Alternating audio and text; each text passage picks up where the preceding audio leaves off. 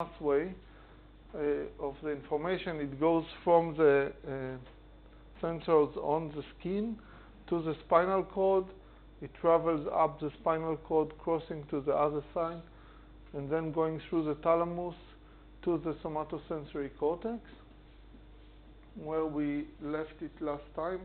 We talked a little bit about this temporal response where we have fast adaptation and slow adaptive receptors, both on the surface skin and inside. And we talked about the conduction velocity of different axons.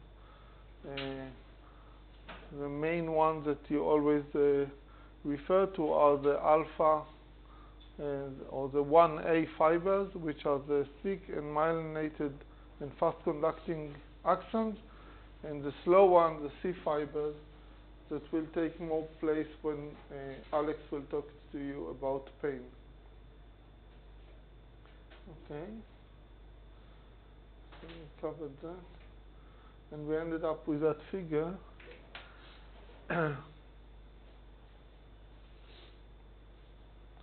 So now I want to talk to you a little bit about the integration that takes part in various places, which is not really very different from what you know from other systems, but I just want to highlight a few things. One of them is, just to start with, is Adrian. How many of you knows about Adrian? Who is Adrian?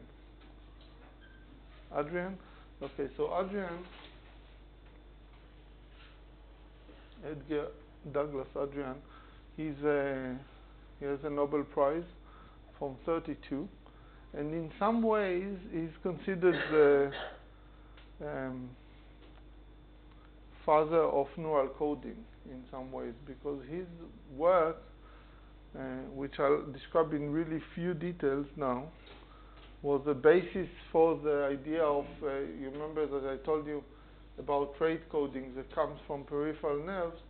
So he was the first one to actually formulate that, and this became basically common knowledge in neurophysiology.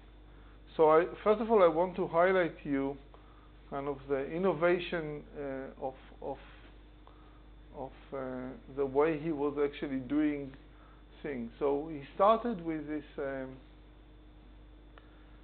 these two important steps.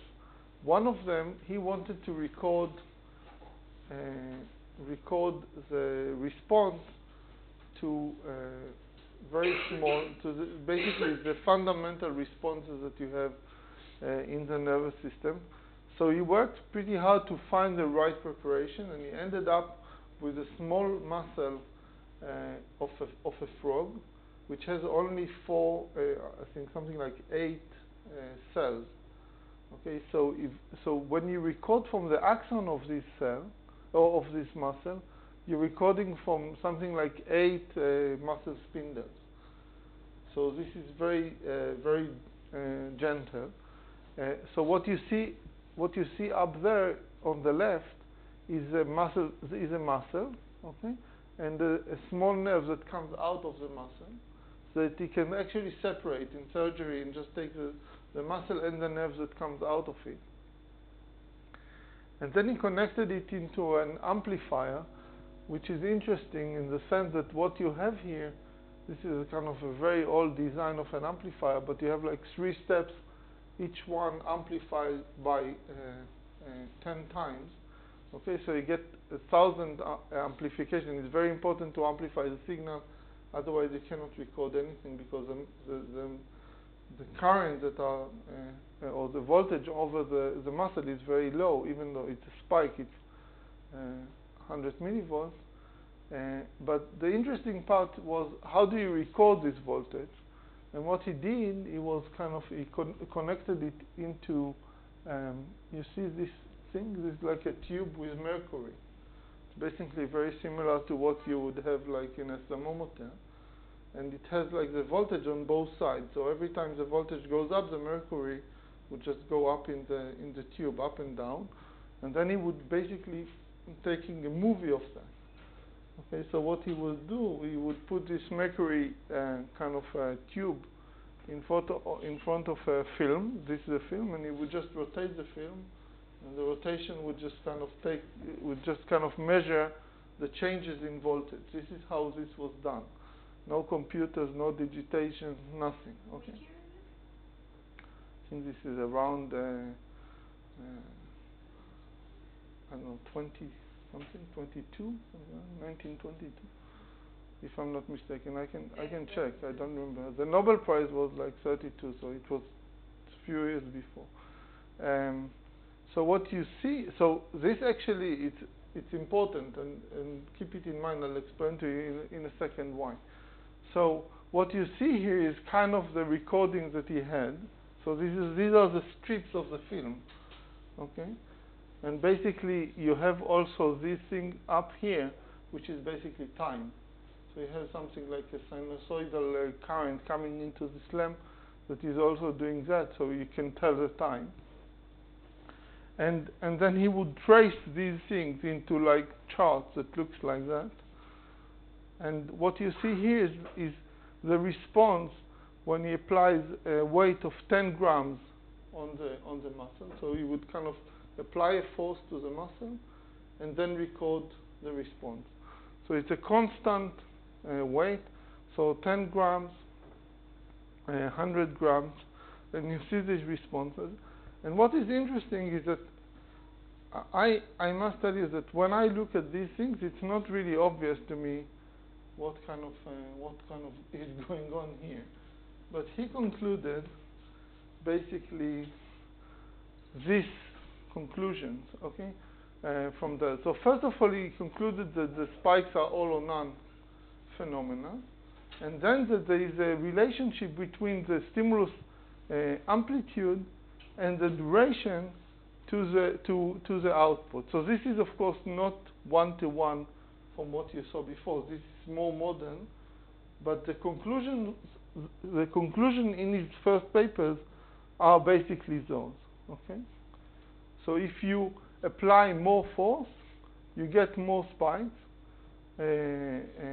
Basically, the frequency goes up, and the duration of the stimulus is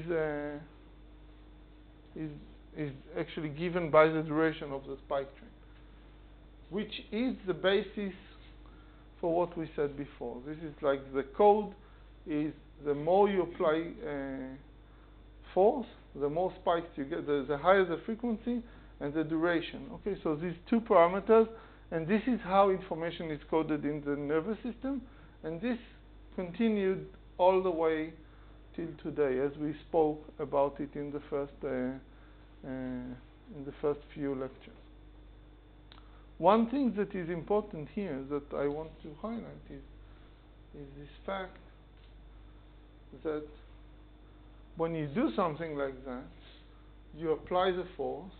I think then he will wait something like 10 seconds and then start rolling the camera.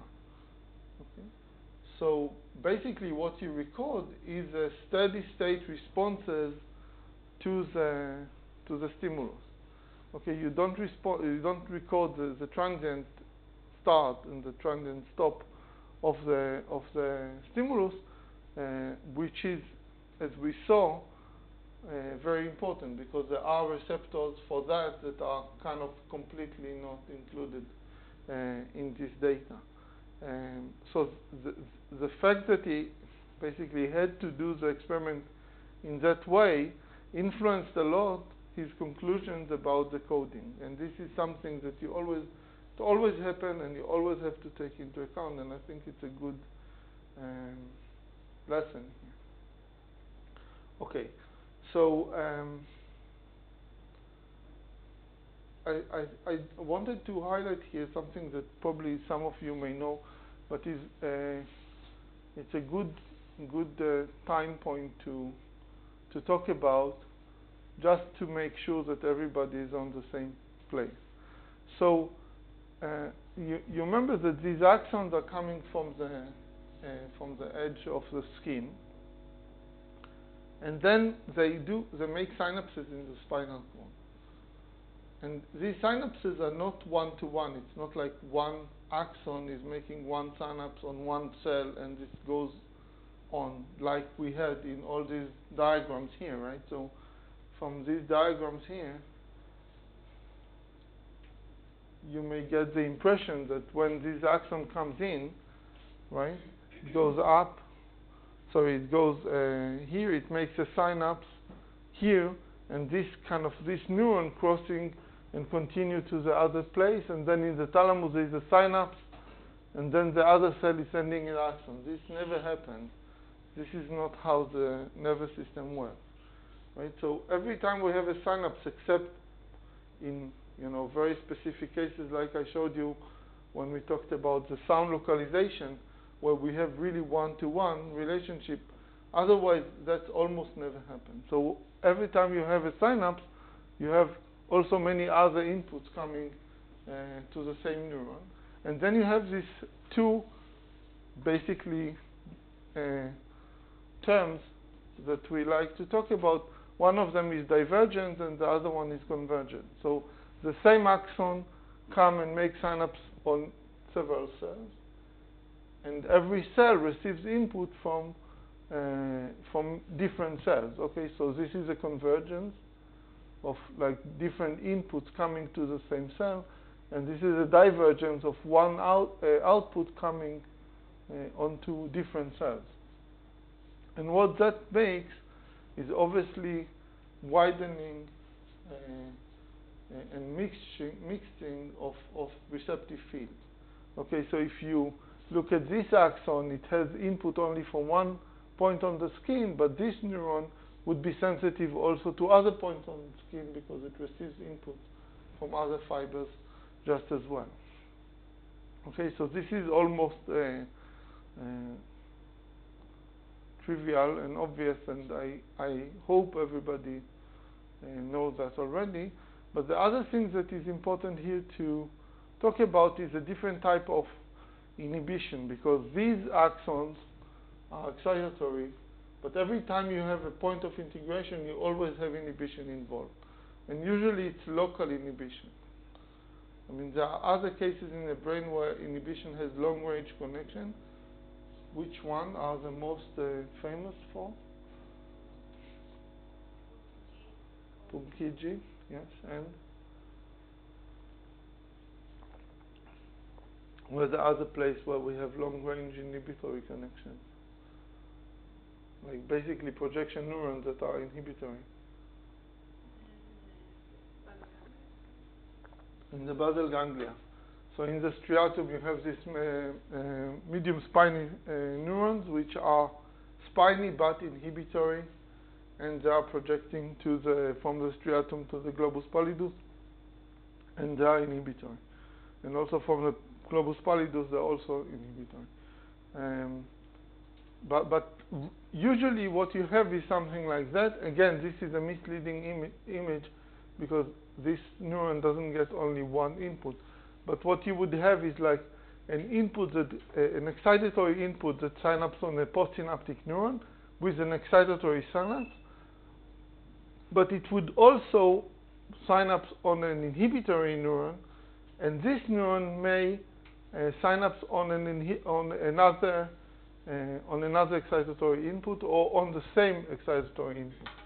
So this type of input, so this is kind of the term. I want you to know these terms because they happen again and again, and you'll see them in many papers, but they're not really well defined, but just kind of this picture kind of trying to show you what they mean. So this type of inhibition would be a feed-forward inhibition. So the input that comes, the feed-forward input comes and synapses a synapse, and this drives inhibition on basically the next stage of input. So this would be a feed-forward inhibition. But then the postsynaptic neuron can also, while it's sending its output on an axon, it can also branch and activate local interneuron, local inhibitory neuron. This would be a feedback inhibition, because basically the output activates the inhibition. So this would be a feedback inhibition. And the other type of inhibition that we have at these stages of the spinal cord are what we call descending inhibition, which means that they are projection from the cortex or from the brainstem coming down to the spinal cord, and they are making inhibition through activating local interneurons. So what's the function of that? What could be the function of this thing? Come on. It's after 9 o'clock. What? What do you mean? A stronger word. Shunting is technical.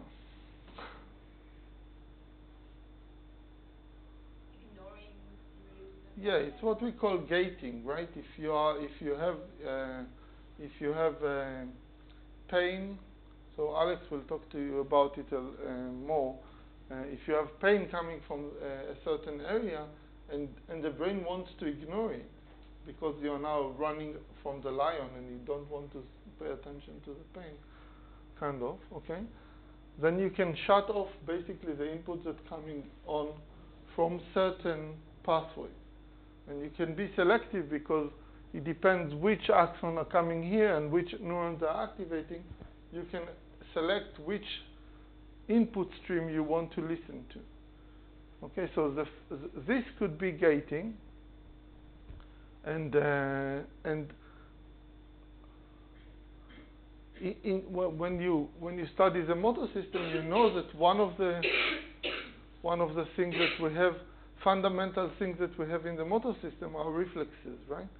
So if you stretch a muscle, it tends to contract again. So you have the stretch reflex, but these reflexes can actually interrupt your daily movement or your voluntary movement. So in the motor system, almost a lot of, or most of the reflexes are actually under inhibition of the central system. So you have these reflexes, and you know that like babies have reflexes, and at some point they kind of stop jerking around with their hands and legs, and partially this is because all these things, they still exist in the motor system, in the spinal cord, but they are constantly inhibited by the brain. And what's the most famous phenomena that shows that, you know? If you have a brain injury, then it gets back. So some of the reflexes, you can see them, while other ones not. And the more disgusting one, yeah. So in the Middle Ages, you know, when they were, not only in the Middle Ages, but in the Middle Ages, you know, when they were hanging people in the middle of the village, it was a big show, and people would come to see it. And one of the reasons was they would call it the dancing man, because once you disconnect the central nervous system from the spinal cord, the person would start jumping around, and this was like an entertainment for some reason for the crowd. And this is because of the removal of the inhibition from coming out from the cortex to the spinal cord. Okay, let's go on. So now I want to show you another example where Adrian kind of, in a way, missed something, which has to do with spike timing. So I'm going to do it quite fast, without too much details, but this is a paper that was published in 2004. You can actually look it up. You have the link here. And what they did is recording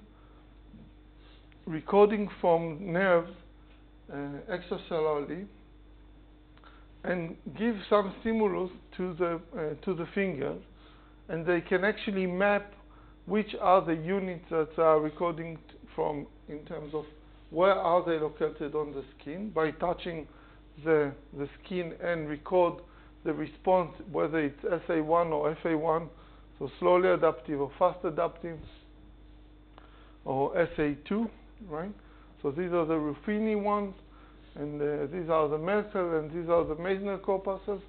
And what you see is they had this kind of a robot that would go and touch the skin in different angles and with different force. And also they could replace the thing that touches the skin, but this is not so important. But so you see they can actually make a very small and very precise kind of precise stimulus, or a flat stimulus which kind of moves a lot of the skin, and they can actually move in different directions. So you have like these 4 different directions, and normal means exactly straight into the hand. Okay, so the stimulus would come, so the robot would kind of touch the skin, almost touch the skin, and then at some point the pressure would go up, would stay, and then go down. And while this happens, they record the spikes that are responding to, say, one of these receptive fields of the axon. Record from where? From the nerve. On humans? I think it's on humans. I don't remember. I'm almost sure it's humans. You have. Yeah, you can do it with humans. It's not so difficult. It's very, very thin needles. You put local anesthetics, and then you can go in. I think you can even do it without anesthetic. If you don't want to, inhibit the. Sorry? It doesn't cause damage? No. People are doing them. We had like a visitor here that was. She was doing it to herself, basically. She was doing all her experiments were with one subject, which was her own. Okay, so what you see here is you see the location of the stimulus. Okay, this is the location of the stimulus, and this is the location of the unit of the basically the receptor or the axon, the receptive field of the axon that you're recording from. And once they show you the finger this way and this way, and what you see is like 5 repetitions for each one of the directions.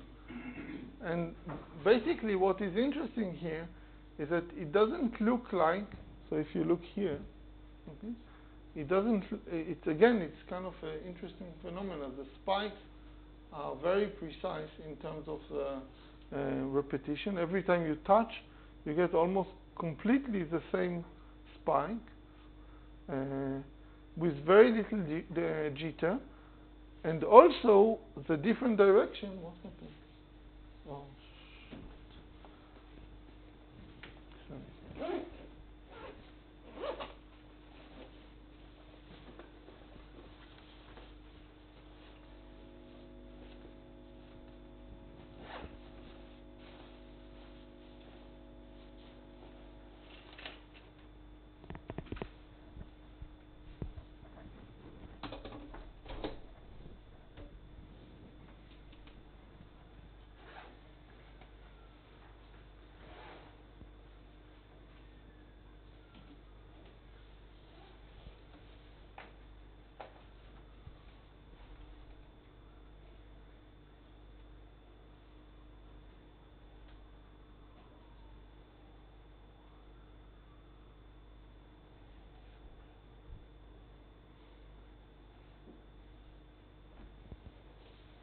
Okay, so I'll just describe to you in the meantime until it comes back.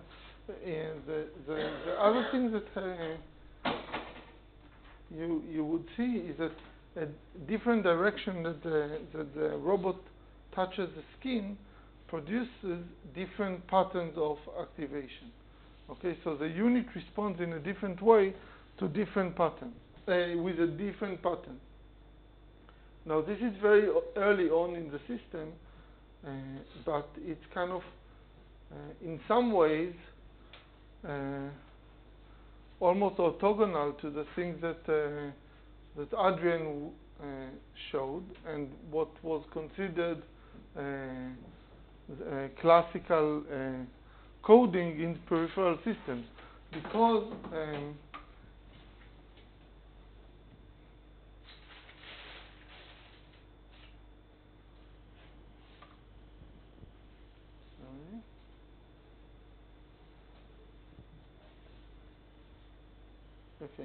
because when you look at it, it doesn't look that there are huge differences in terms of the number of spikes. Okay, here there are, but in these, 3 directions, or like these two has the same, almost the same number, and this and that have the same number of spikes.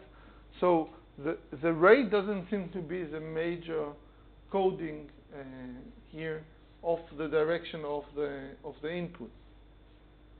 Okay, and you can see it on the different type of units.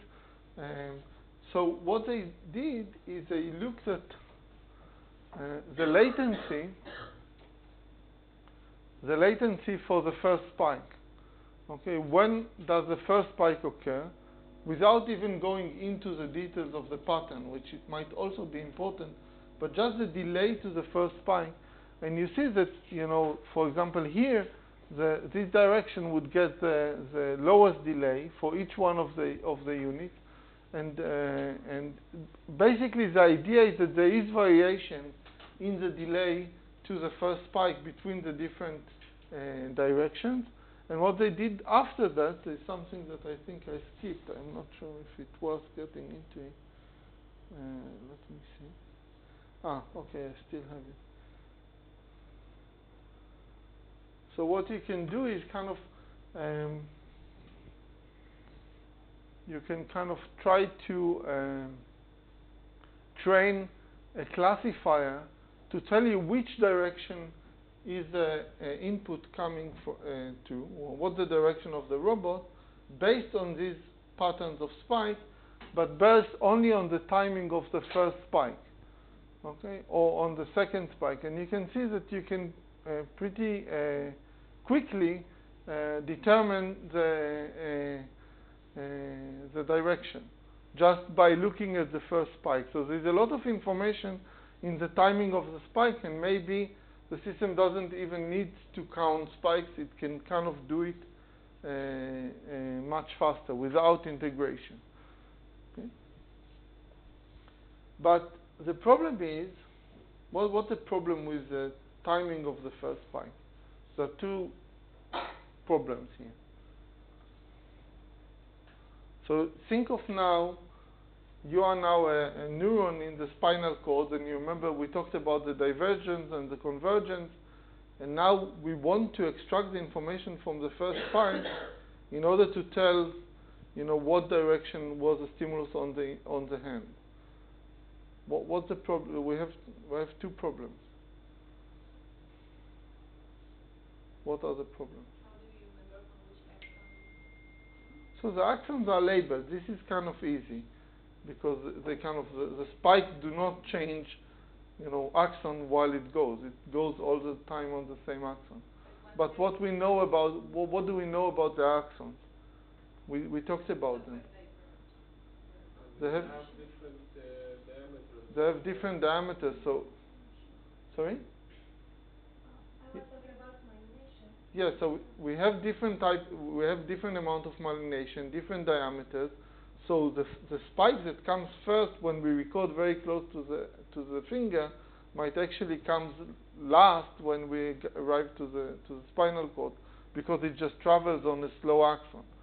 So the timing is kind of the fact that it was first here doesn't mean that it will arrive first there. But maybe you still have this mixed information. I mean, maybe you should measure from when it gets there, not when it Okay, so yes, and the other thing is that this all is relative to the onset of the stimulus, which we don't know. We don't have. I mean, the experimenter here, when he tells the latency to the first spike, it knows time zero. It knows when the stimulus was given. But once you don't know that, maybe the whole thing is mixed up.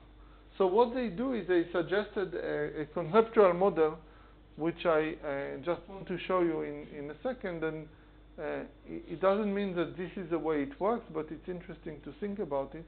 So imagine now, so what you see here is like different receptors from the skin. Each one of them is one line. Okay? And now they kind of look at what would happen if you give, for example, a round stimulus and a flat stimulus. So these red spikes are the spikes that happen when the red stimulus touches the finger, okay, relative to the touch. And you see that there are different latencies for each one of these receptors. And then in blue, it's kind of a different experiment now when we touch with a flat bar. Okay, so you see that the latency of this receptor here, okay, is shorter for the blue stimulus than the red stimulus, but for the receptor next to it, it's a reversed case. So it responds first to the red and then to the blue. Okay, so this is what happens when we record very close to the hand, and we can very easily tell which one is which. Okay, just by looking at the pattern of spikes, we can tell if it was the red or the blue. Okay, now the axons, now the spikes travel on the axon, and you see now the differences in the conduction velocities. So this spike, the red spike, happened after the red spike here. Okay, but down the axon, they're now very, very close to each other, and they might even change roles. Okay? So by the time we arrive to the spinal cord, the red spike on that one, which was slower, is now actually, it arrived faster before that one. Okay? But all that in a way doesn't matter, because what they suggest is that because of this pattern of divergence and convergence, and all these jitters between the spikes, so long that you assume that the conduction velocity is quite consistent and there is not a lot of jitter, then there would be a red neuron here, just a random neuron, that would receive input from 3 or few coincident spikes. So these spikes will arrive at the same time. It doesn't really matter how, when they started and what was the conduction velocity. This is something that is difficult to engineer, but we can ignore it. We can just look at it, from the other side and say, I don't care about that, so long that some of them will arrive more or less at the same time.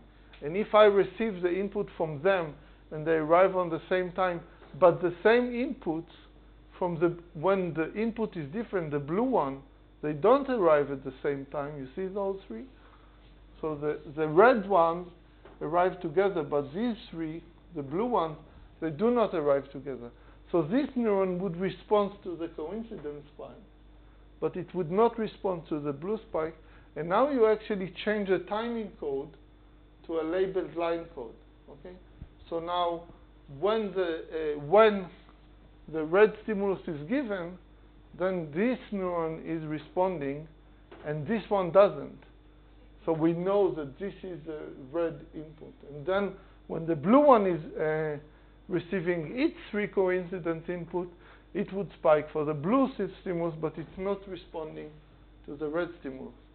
So we kind of, by using this integration from various inputs, and by relying on the fact that we have different latencies and different conduction velocities, we can transfer this input and extract the information that is interesting for us. Okay? And that depends on the number of inputs that you have and how many do you need in order to drive a neuron. I mean, I think if you want to send many inputs from the blue, let's say, and then to hope that some of them will happen at the same time, and then... Yeah. I mean, you have to rely on the fact that you have enough of them such that the jitter here is somehow transferred into coincidence here. I mean, you already have some coincidence here, right? But it's not the same neurons because of the conduction velocity. Okay. So I want to switch straight into cortex and just tell you, I'm not going to tell you about the details of how the cortex is organized. There is a primary somatosensory area, just like we have in auditory and visual system, and we have secondary somatosensory area, and from there on, it's kind of not very obvious. And I don't want to tell you too much about the details of that. That's kind of less interesting. But I want to tell you one thing, which is maybe less important than all that, but at least. So you all know that Hubel and Wiesel found the cortical columns, right? So they did like visual stimuli, and they looked at the orientation of the stimulus, and they found that neurons that are in the same column, so to say, underneath a certain area of cortex, if you go deep, all the neurons are responding to the same orientation in the cat visual cortex. And you know that recently it was found in mice it doesn't really work like that, and we have this salt and pepper organization. But what you probably don't know is that the first time that this was found was not by Hubel and Wiesel. This was by this guy Mountcastle that I told you about before. And this is the original figure from his paper. And what you see here is part of the cortex. Okay, so this is a cortex, somatosensory cortex. And what you see here is the location where he actually lowered his electrode into the cortex. And sometimes it was like perpendicular to the cortex surface. And sometimes it was kind of in a track that that was not, or these ones that were not really perpendicular. And you see here the responses as they go deep into the cortex. So here he found a neuron that spikes, here he found a neuron that spikes, here he found a neuron that spikes, and so on and so forth. And at some point, you know, it stopped. Okay? Which animal is I think it's a monkey. And you see here also this key that the spike, this is like the deep, or so this is a stimulus that goes deep in the skin, and this is a stimulus that goes on the surface of the skin. But the key point was here. This was 59, so it's a little bit before Hubel and Wiesel. But the key thing here was that he could. You remember that I told you that he that by stimulating the Pacinian corpuscle, you can by determining the frequency of the input, you can tell whether this input is actually stimulating the Meissner corpuscle or the Pacinian corpuscle. Okay, and then one of the things that he found here was that when you go, so this is already kind of, I think, no, it's not showing. That when you go into the cortex, you kind of follow the same modality, if you want, the same frequency. So when you stimulate the Pacinian corpuscle, if you go down, you get a receptive field from one location, and all the way down it will receive input from the same Pacinian corpuscle. But if you go, you know, in a different direction, you start losing. Okay, so the concept of the idea that you have columns and these columns are limited to a specific receptive field was first formulated here in the somatosensory. So I don't want to talk about that. You know about the homunculus. And the last bit I want to show you here is that just as you have complex cells and all kinds of higher order integration in the cortex, so this is also true in the somatosensory system, which is a little bit more difficult to stimulate in a meaningful way.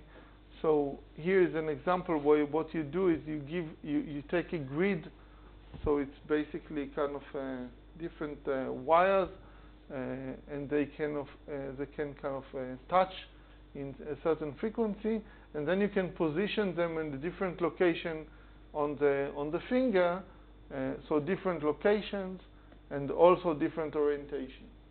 Okay, so you can switch all these type of input. So here what you see is the orientation, okay, of all these bars together, and here you see the location. So this is a variation of where you put it on the finger, and this is how you place it on the finger, and this is recording from 1 unit in S2, and repetitive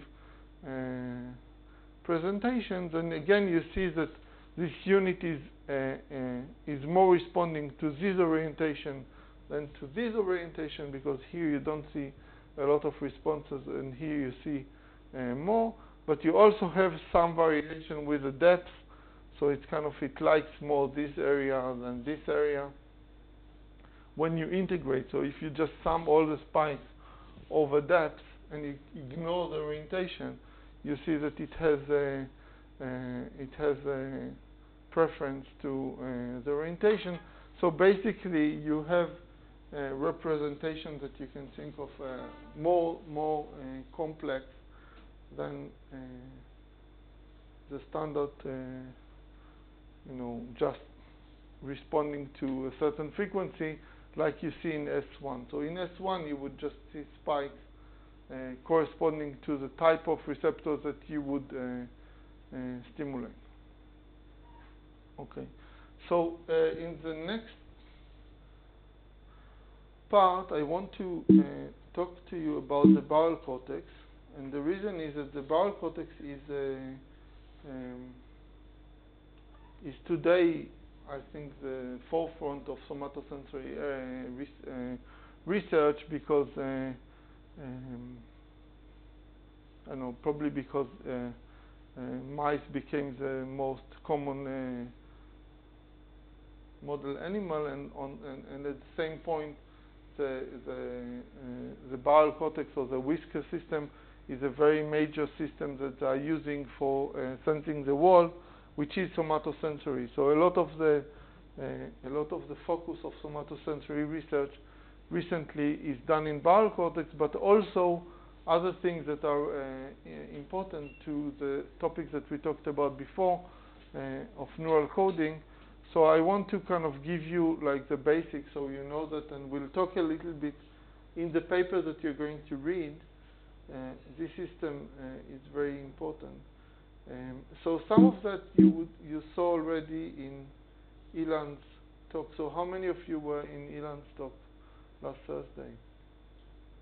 So Ilan gave an example, some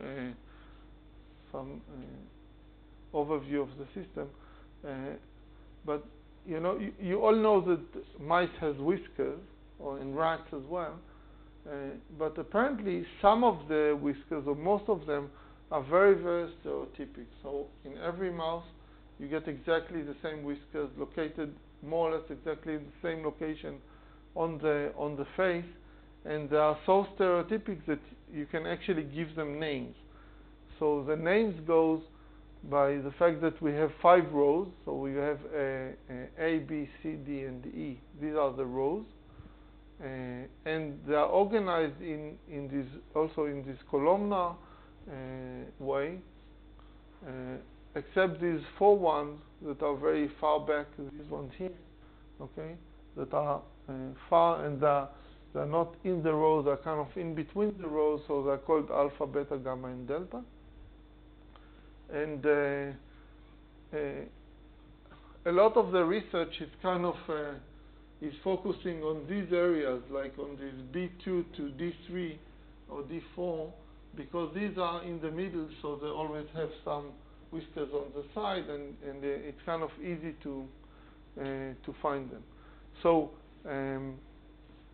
rats and mice can do a lot of things with the whiskers. Basically, they're using the whiskers all the time,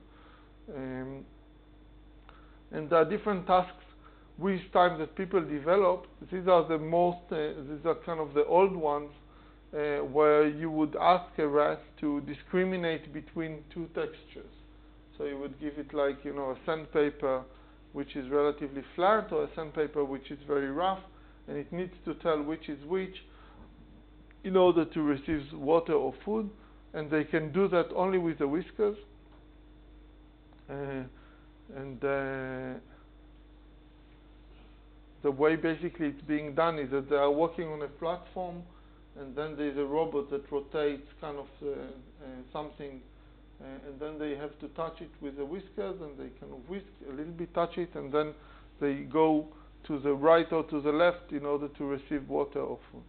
So this is one task. The other task is that they, in a complete darkness, you can put them on a platform which has a gap, and they need to know if they can actually jump to the other location in order to cross the gap to arrive to food. And they cannot reach it with the hand because it's too far away, but they can touch with the whiskers, and then they can judge whether it's big enough and for them to jump, or they can cross it. So this is another task that they're doing. Interestingly, in the past something like 10 years or so, with the development of high-speed videography, people started to take a lot of data on the way rats are exploring the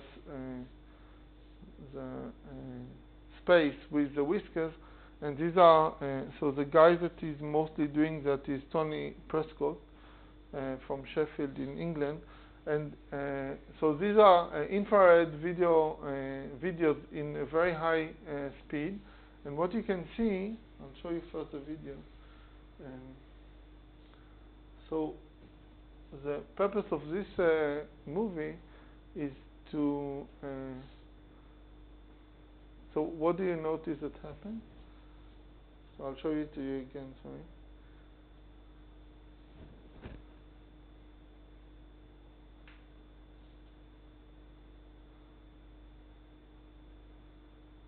Did you see what happened? What? Sorry? It reacted to the thing. In what sense? Okay. So the two things happened here. One is that you see that when it approaches, okay, it kind of whisks rhythmically with both sides of the whiskers, but once it touched this one, and you can see it like it happens very quickly, but you see once these three whiskers touch this thing, okay, immediately he pulls back all the whiskers back. They don't like, strong forces on the whiskers. So once they touch and they know something is there, they can pull the one here, but they didn't pull this one. So while kind of people thought that, they're kind of all the time whiskers moving very, very rhythmically, like you would think, when a blind person is going with a stick and doing that, once they touch something, they can actually control the whiskers on one side separately from the other one, and you see that it continues to explore with this one. So this is the thing that happened here. So you kind of move this one back, but these ones are now continuing to explore. Okay? So it doesn't need a lot. It's like one touch, and it knows something is there. And how do we know how well it knows it's there? So that's the next movie. So what you see here is like the rat from two directions, okay? When it approaches a wall, but it cannot see it. It's in complete darkness. So you see it again. It whisks with whiskers. Once the whisker touched, he knows exactly when the wall is. You see that it doesn't hit the wall. Kind of get really, really close, but it doesn't hit it. And it kind of also lifts the head because it knows when it comes. So they kind of they know very, very quickly to extract information and on what's in there. And there's another a little bit more aggressive movie. So this is the smallest rodent in a way. That's the smallest mammal exists. And it's called Australian or something like that, shrew. It's kind of hadaf בעברית. Okay, it's a very, very small animal, and people are interested in it because its brain, because it's the smallest mammal, its brain is so small that you might be able to do 2-photon imaging of the whole brain at once. So today they're doing it to larva fishes, which are smaller, but this kind of might happen at some point. So some people started working on the behavior of this one, and this one specifically, it eats cockroaches. So what you see happens here is it's like it's a I don't know if you can see it very well. Basically, this is in real time. Okay, it kind of catch the cockroach, but it doesn't see it. Okay, the only way for it to find it is with the whiskers. And what happened here is the antenna of the cockroach touch the whisker and immediately knows where to go and how to catch it. Of course, it also smells, so this is also important to remember, and hears. But it looks as if, until the point, so he knows something is in there, okay? But only when the antenna, I don't know if you can see it here, the antenna touches the whiskers, okay? You see that? This is like a very quick move. Once the antenna touches the whiskers, it knows already how to move. Okay, so they really rely on these whiskers in order to do what they do. Okay, so let's take a break, and we'll continue with the system afterwards.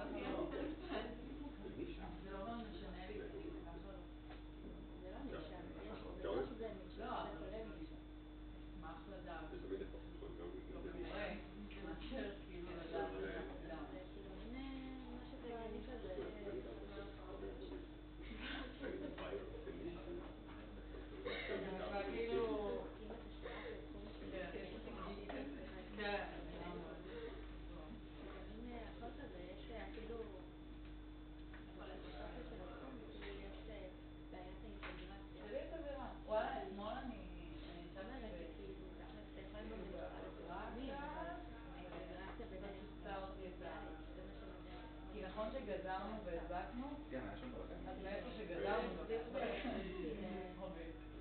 הבעיה של הפלטים ועכשיו יש משפט מתייחסת לזה שזה מנסה לעשות אינטגרציה לכל המזון.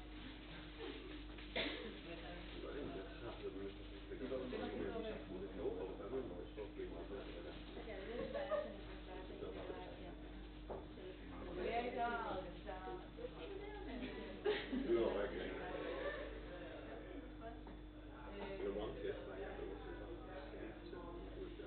וואי, אני אגיד מה האורך של הפתרון עצמו.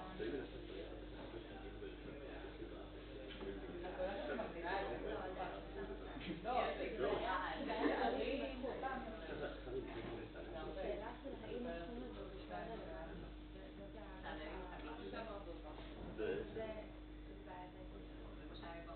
התחום הזה אז תוציא את זה מהראש שלך, זה שוליים.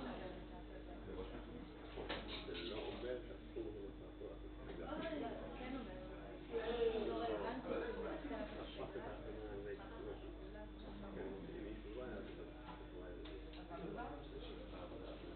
שמע, אני היום הולכת לקרוא זה שהבעיה היא שהוא מנסה לעשות אינטגרציה, אומר שהוא מנסה לעשות אינטגרציה. הבעיה שלי איתך זה שאתה זה לא שאתה לא. הגיע אריאל, לקח פיצוי, לשבת איתו. בסדר, בעיית האינטגרציה לא, אני הולכת לשבת איתו ולעשות חסר.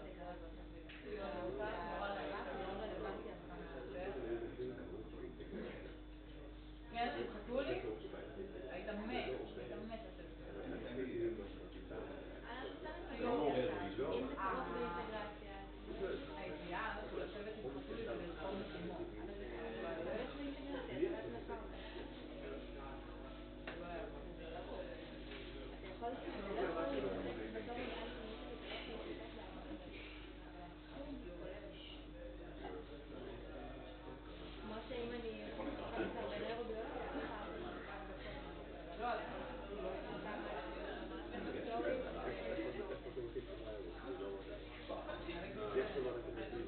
וואי, אני מבינים. אתמול חזרתי וכשהייתי פותחה ללוגות מנה שקיים. והחיים נגעו אותי. וואו, ממש. וואו. אני מקבלת שאני יודעת שזה קיים. שיש אנשים יותר נמצאים. לא מעניין אותי, אני מצטערת מאוד. הוא עושה כבר שלי. למה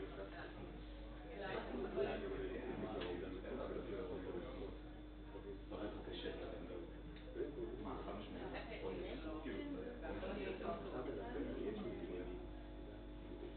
לא נכון, העבודה היא פסיכיאטרית.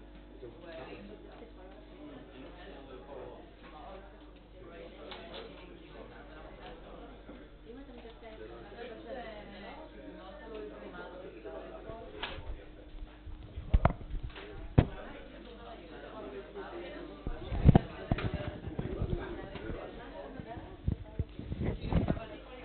Okay, so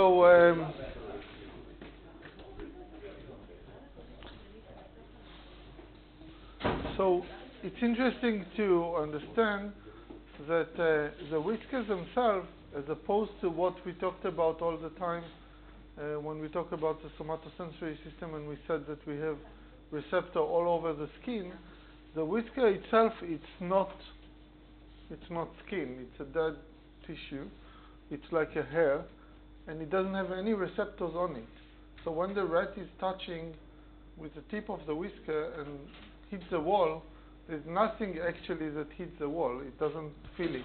So all the sensation come from the base of the whisker, where the base of the whisker is called a follicle. You see, it's kind of a specific type of organ, if you want, and it has a lot of innervation that kind of touches the whisker itself and touches, and you have spindles in the muscles that are moving the whisker, and all the information is coming from here, and it's going through axons to the in a way to the brainstem. We'll talk about it in a second. Very similarly to any other somatosensory system. So these nerves kind of generate action potentials that goes back in this nerve.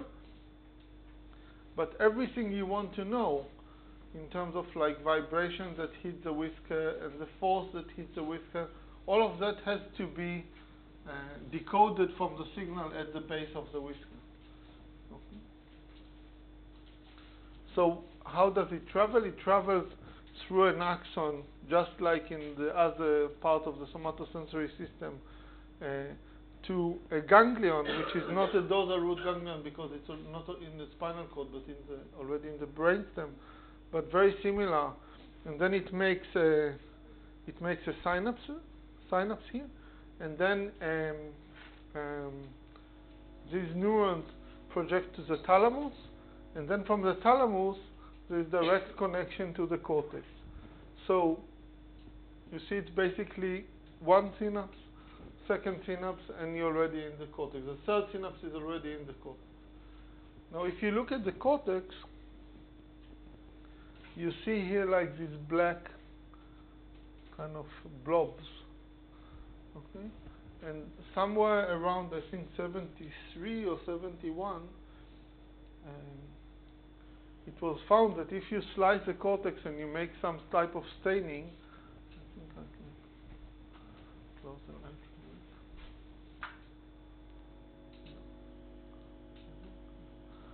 So if you stain it, you see these dark areas, and they are organized almost exactly as a whisker. So you can actually, you see it here, you can have a correspondence from each one of these whiskers to each one of these blobs of cortex. And these blobs are in layer 4 of the cortex. For some reason they don't look very nice in the cortex, so they're in layer 4. So in layer 5 you don't see them very well, and if you go above layer 4 you don't see them very well. And then in layer 4 they have this kind of a little bit of a shape like that, so they became known as barrels, and so this got the name of barrel cortex. So it's as if you kind of organize barrels, in the cellar, and since then we know that each one of these whiskers is projecting to a certain location in the cortex. So this is type of histology. I don't remember the reaction, but it's something that you need to make it darker. But it's I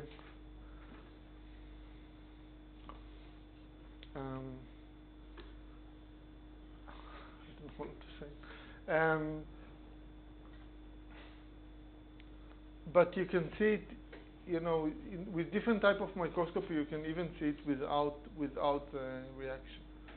So with this histology, you have to do it, but today there are ways to visualize it even without it. Okay, so one way that is kind of very useful today is to do, if you want a very cheap version of fMRI. So basically, if you take a mouse and you anesthetize it, and then you move one of the whiskers very fast, it will activate the cortex, and then the cortex consume oxygen, and then if you want the fluorescence properties of the blood when it oxygenated or not are different. So if you kind of take pictures of the brain, while doing that you can actually see a spot where the oxygenation is changing. So this is an example of that, where you basically first you take a picture when you illuminate the cortex in green, and then you see very clearly all the blood vessels. And you can do that through the skull. You don't even need to open the brain. You can do through the skull. You can see the brain. If you put water, it becomes transparent enough to see the blood vessels and the brain. And then you take pictures under red illumination, where you don't see the blood vessels, but you can kind of compute the changes between consecutive images, and then you can actually find where the barrel in the brain that is responding to the whisker that you move. And what you can see here is that when you move from different whiskers, you see the spot moves on the brain to different locations. So this is very useful in the sense that you can okay, so this is the device that you move the whisker with, but you can actually, for example, if you want to transfect a specific location with viruses, okay, so you train a mouse to do a task with the whisker C2, okay, and you want to affect the brain area with viruses for some reason that responding to this whisker, then you can kind of tell in advance where in the brain this area is, and then inject the viruses only there. Okay, and do all kinds of manipulations like that. So this is very useful. What you see here are some of the advances in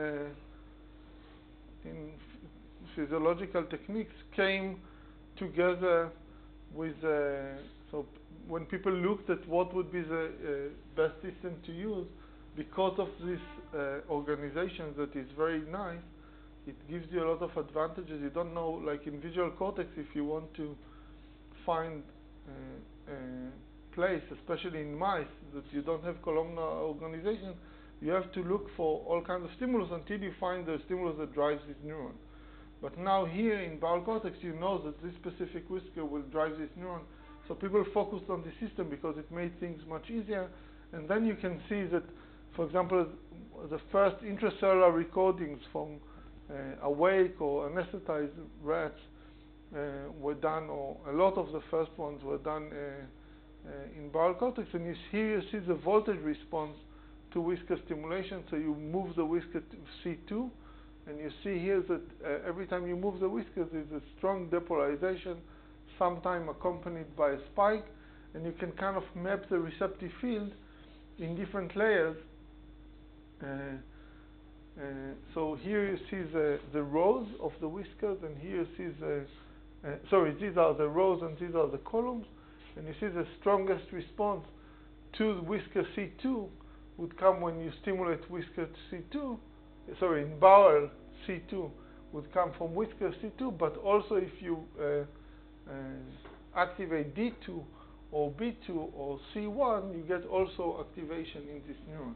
So this neuron receives not only input from this whisker, but also from the surrounding whisker, but this depends on the depth of the neuron. So for example, if you look at layer 4, all the input will come from C2, but if you go to layer 2, 3, then you see that the dendrites extend outside the column, and also axons, for example, axons that come, so the blue ones are axons, that comes from the C2, goes to the neighboring whiskers. So when you combine the red and the blue, you understand that if you have a neuron here, it will receive inputs from the neighboring bowels, and then you will get a response. But this response usually is a little bit later, because it has to go like that, and it's not like straight coming from the thalamus.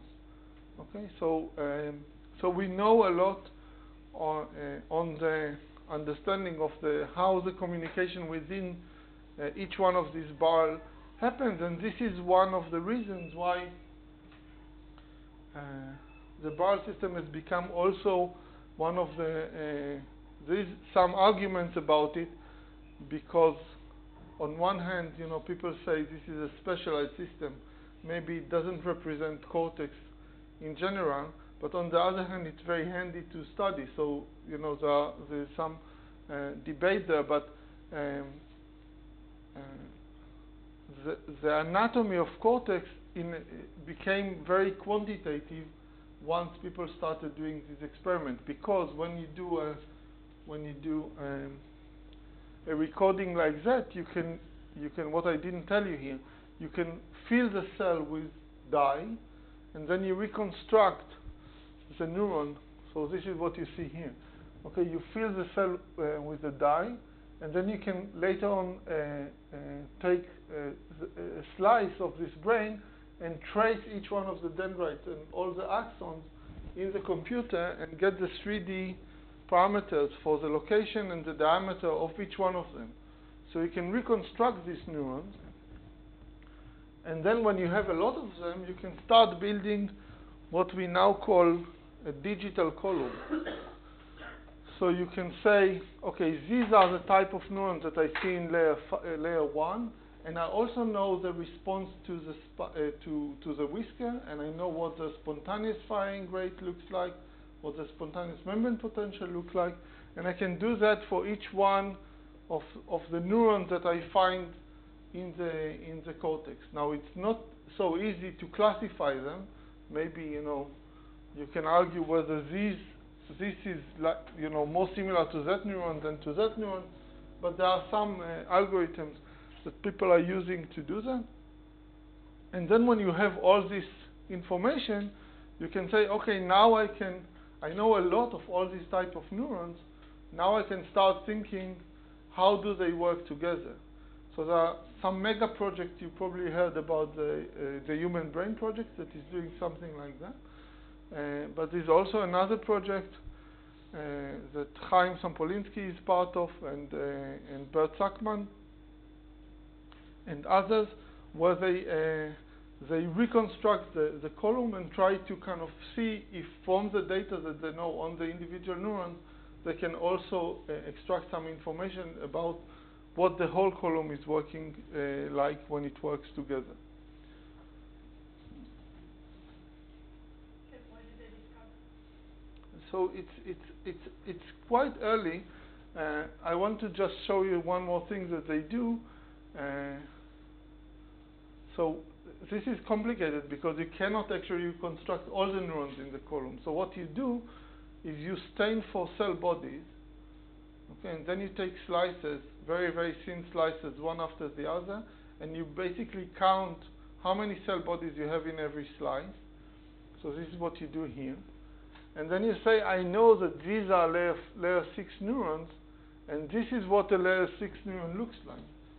Okay, from the 20 reconstructions of layer 6 neurons that I've done, this is what they look like. So now in my model, I will choose randomly for each neuron whether it's this one or that one or that one or that one, and then I will place it in the column. And then I can do that for each one of the neurons and also for the axons, and then I get this type of column. So this is just kind of view of each, so you can visualize it. Of course, it's very, very dense, and these are the axons that they stain, so you know where the input comes from, and then you have the whole column. Now, in a column like that, you have something like 30,000 neurons in a mouse, no, in a rat. Sorry, mouse probably a little bit less, and each one of them is making few thousands of connections. So you can see that just writing the matrix of which neuron connects to which other neurons, of course we don't know the connections. This is the biggest mystery of everything that we are studying here. We don't know the connection. But when you do that, you can say, okay, this neuron looks like that, and these are the axons, and this neuron looks like that, these are the dendrites.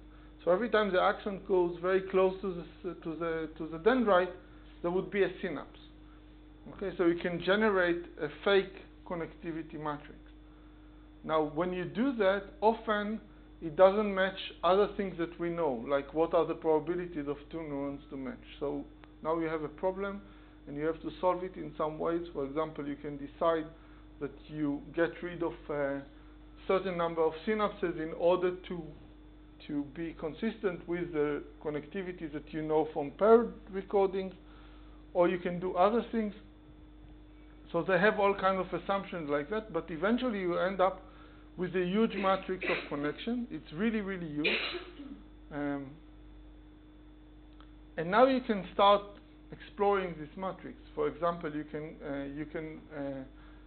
for example, ask, so Henry Markham, who's going to be here, I think next week or 2 weeks, he's probably going to talk a lot about that.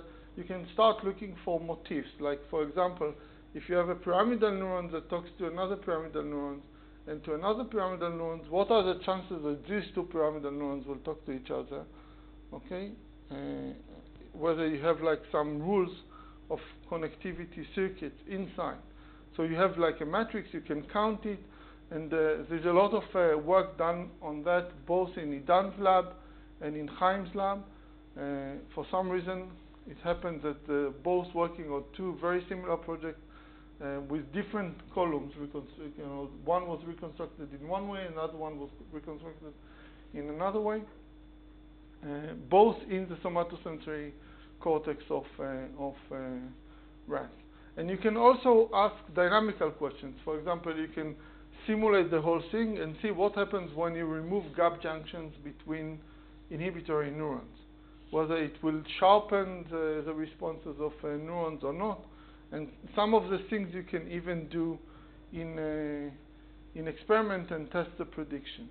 Okay, so it's pretty early, but this is where it's going. Yes. So the only database information is the cell bodies and how you think the cells look like in each. No, there's a lot of physiology, and there's electrophysiology.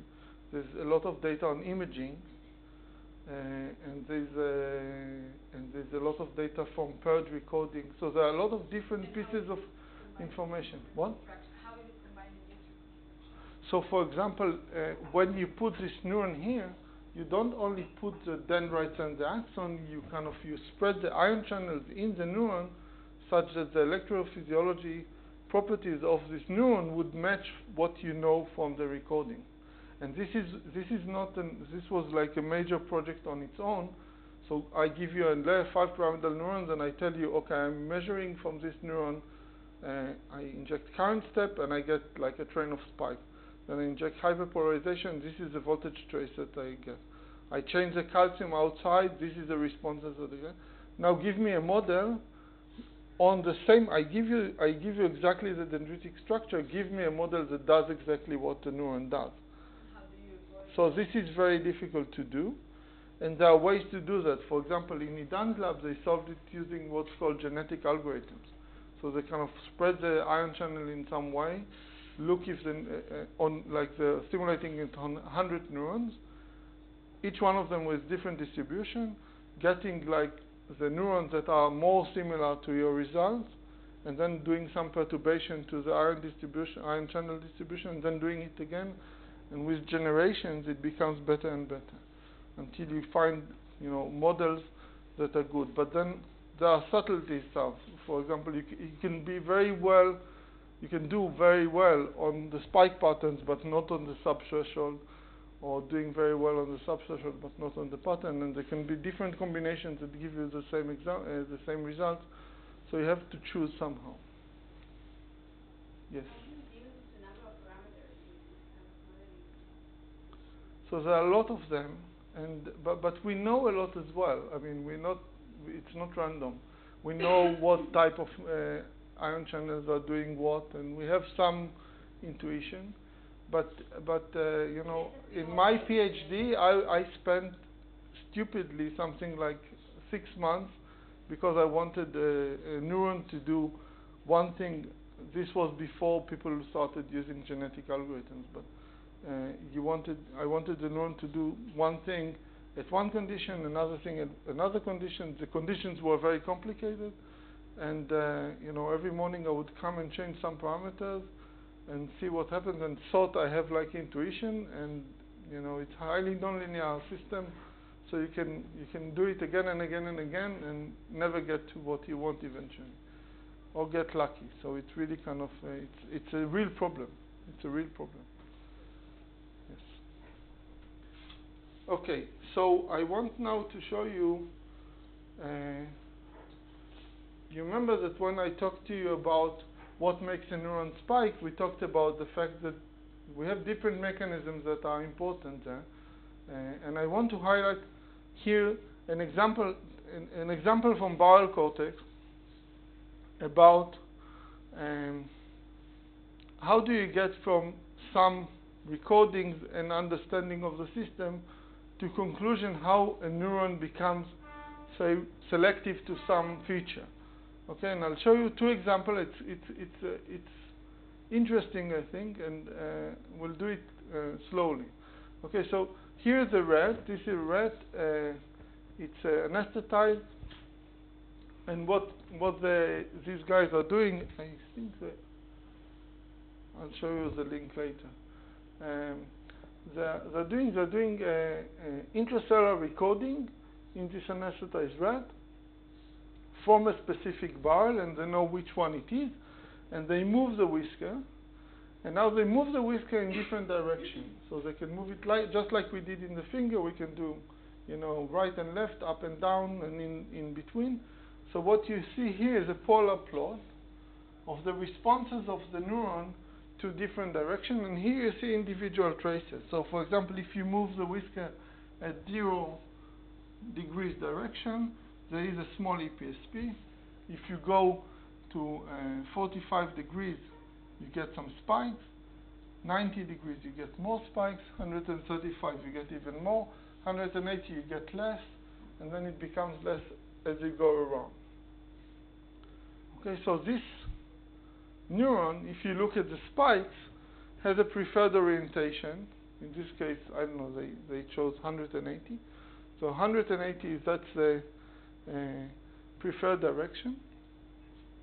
But what you can also see is that if you just look at the size of, so you kind of ignore the spikes, and you just look at the EPSP, you can also kind of mark the peak of the EPSP, and this also has some preferred direction.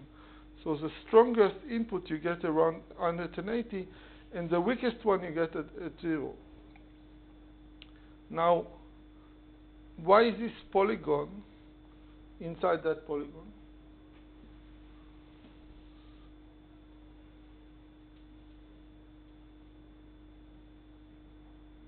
It's not a very hard question.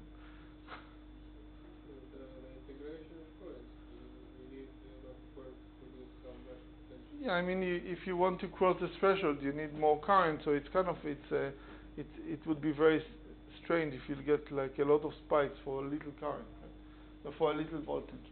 So the black one is within the gray one, but this also kind of tells you a general property that the spikes, the response of neurons to spike is usually sharper when you consider, the response of a neuron is sharper when you look at spikes than when you look at subthreshold voltage.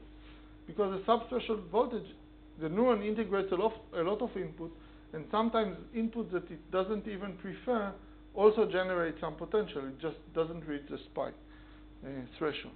Okay, so this is like what we call the synaptic, and these are the spikes. Okay. Yes. Okay.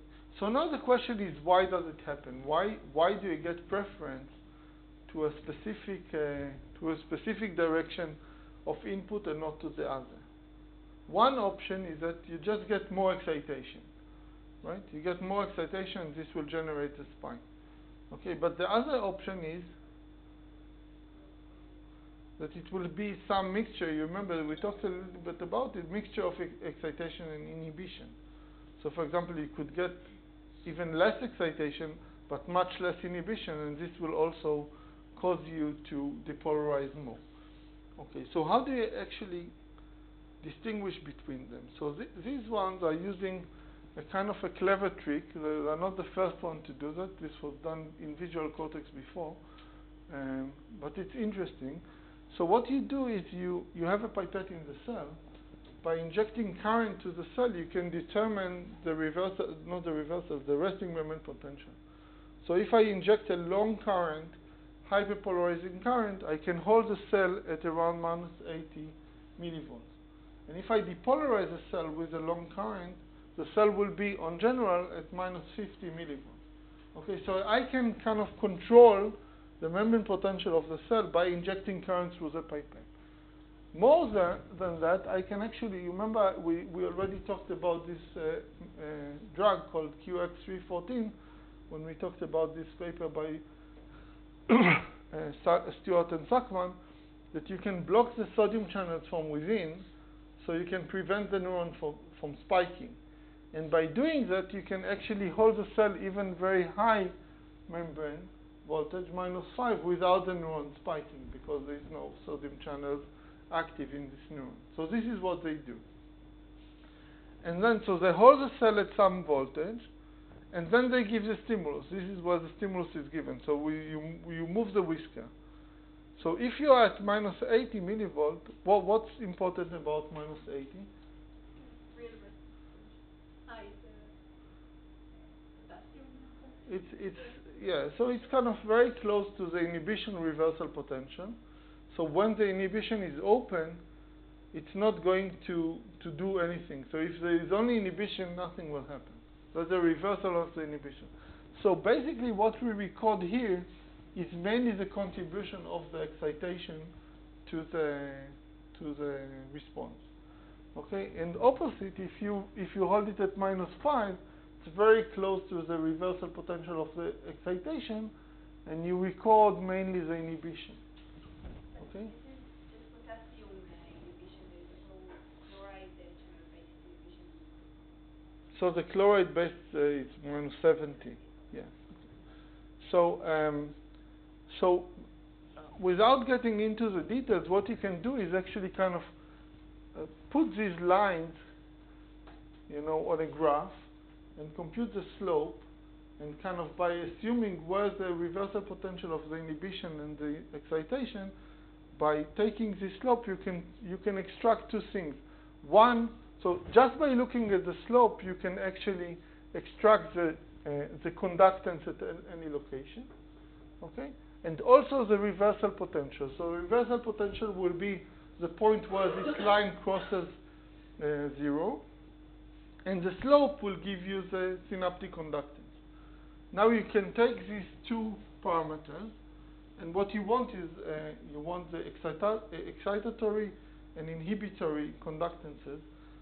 So by assuming that you know what are the reversal potential for each one of them, you can actually solve these equations and get the excitatory conductance and the inhibitory conductance as a function of time. Okay? If you want, I can give you like a home exercise to do that. It's not very complicated. Anyway, so what you see is the following thing. So once you start the stimulus, the excitation comes first, okay? And when it reaches a certain value, then the inhibition kind of start to kick in, and then it's much stronger. Okay, so what you have to think, what you actually see is that you have first a response. So the depolarization is a response to the excitation, and then it follows by inhibition, which actually kind of shut it off. So you can see it here, where you kind of almost in the middle between the excitation and inhibition. You see excitation and then inhibition. Okay? How did you separate the GE and the GI?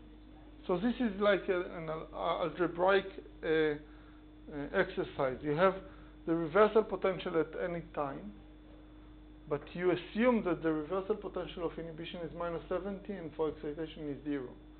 Okay? And you know there's a conductance. So basically you just have to extract for these, you have like, 4 equations with 2 parameters, but also 2 things that you force, and then you can extract all of them out. Okay.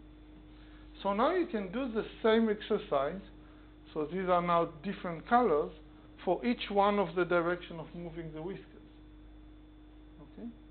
And when you do that, what you find out is the following. You see that like now we plot on each one of them different direction. Okay? And you see that more or less, so I just want to make sure that I don't mix up something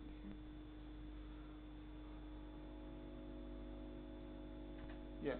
So you see that kind of there is some variability in the GE, in the response of the excitation. So you get more excitation to some inputs and a little bit less to other inputs. And there's also some variability in the inhibition. But when you put them one on top of the other, you see that the main thing that is changing is a relative timing between the excitation and the inhibition. So for example, for the black one, you have excitation, and the inhibition follows it arrives only, it crosses only at the peak. However, in the green one, the inhibition starts even before the excitation starts. Okay? So obviously, this will have much more chance to depolarize a cell in order to generate an action potential rather than that one. So you see, sometimes it's not only the balance of excitation of inhibition, how much you have, but also the relative timing between them.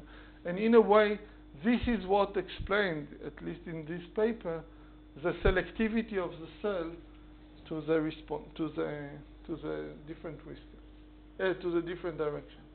Now I want to show you really like with 3 images, exactly the same experiment done by another group on the same animal. I mean, it's not the same animal, but the same type of rat, in the same cortex, exactly the same place, but with a different focus. Okay, so this was done by Jackie Schiller, and obviously you know that what Jackie is interested in is these NMDA spikes. So what they show here is just showing that in layer 4 of rats, in slices, you get these NMDA spikes that we talked about. So you kind of give stronger stimulation, you get jump, and if you block it with APV, you don't get it. Okay.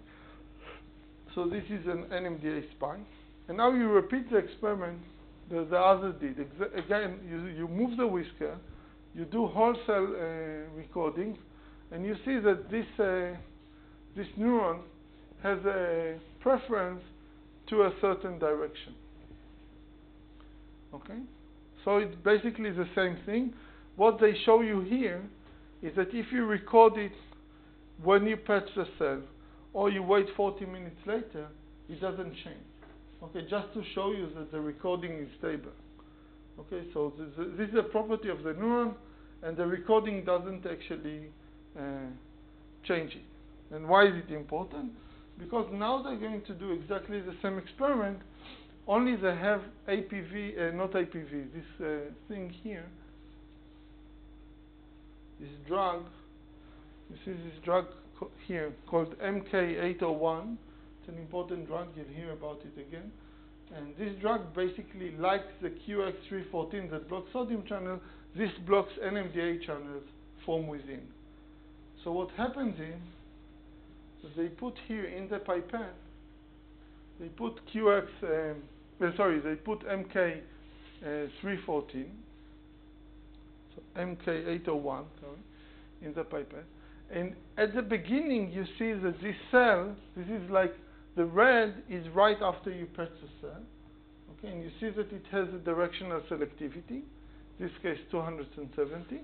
But then if you wait, the directional preference is gone. Okay? So after this drug diffuses into the dendrite and blocks the NMDA receptors from within, the selectivity is gone. And you can also see it here. It doesn't matter. This is an on-response, an off-response. We don't get into that. It's not so important. But the idea is that you see that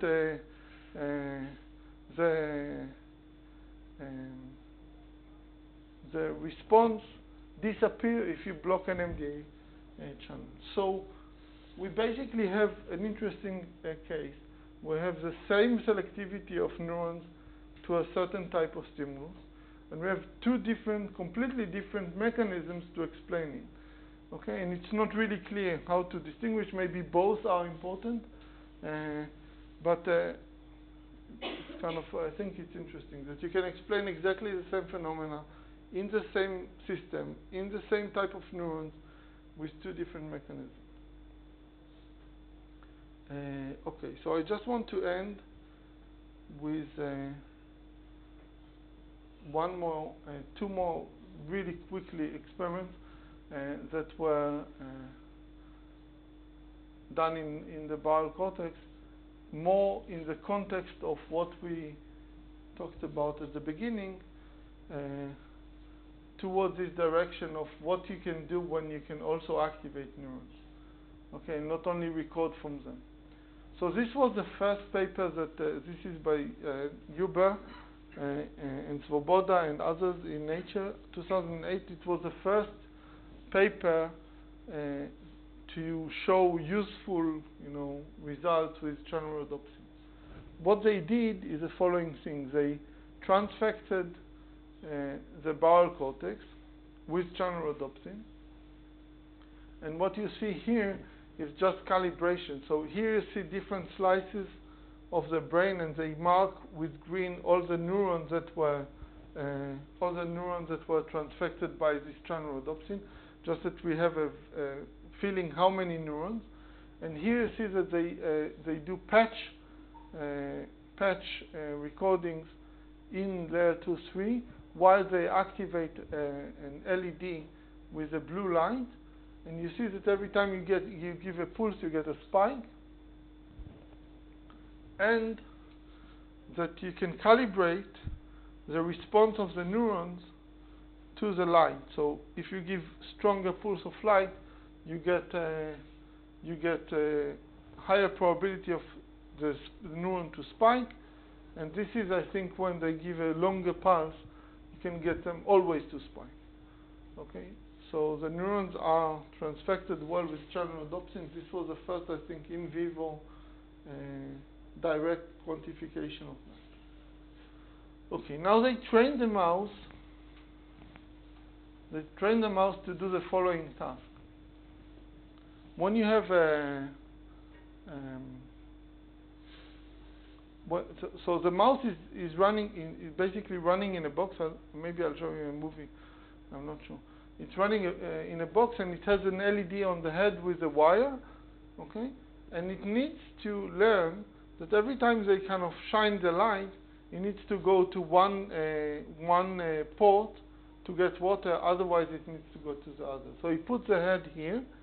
Okay, and then the light will come, and then it needs to go here or here, depending on or whether there was a light or not. And you see here trials with different intensity of light, and you see that when the mouse, learns a task, and you give a very strong light, it always detects the activation of the light. Now this is not light that it sees. Okay, the idea is that now you activate a bunch of neurons in the head, and the mouse can sense it. Okay, and this is kind of very, if you want, it's a rather strange phenomena. You active random bunch of neurons in the head, and the mouse can learn to detect that and associate this with a specific behavior. Excuse me? Sorry. So you mean the light is direct to the brain, right? Yes. And the mouse need to go to the tree initiation this place, and the light will shine only in this place. Yeah, so it goes in, it puts a head. Okay. So at the beginning it just knows to put the head, wait for something, and then goes to one of the sites to get water. And then they associate the light with one of the locations in order to get water. So he will get the light, and then if he goes to the wrong one, he would not get water. Okay? And so he learns which one is better for him to go to once he sends the light. And you see that if the light is very weak, he makes mistakes. Sometimes he doesn't do the right thing. Okay, but when the light is strong enough, more or less here, at 90%, it doesn't make any mistake. Okay, what is interesting about this paper is that they first tried to try to quantify how many neurons do you need to activate in the brain for creating this sensation, that you can actually do that. So what they did is that on different different mice, they have different number of neurons, you see. So in this case, you have 1,400 neurons. So this is one neuron, and this is, one mouse. This is a different mouse, where I showed you that they count how many cells were transfected, so they can tell how many neurons are transfected in this mouse. And also, they know from these calibrations that I showed you before, in a light intensity, what's the probability of a certain neuron to spike. So by combining these two facts, you can actually go from this axis of light intensity to basically the number of neurons that were activated simultaneously, okay, with one spike.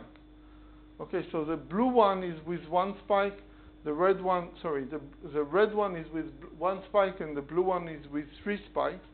And now you can say, okay, so if 50% is chance, so say 65% is, our confidence interval.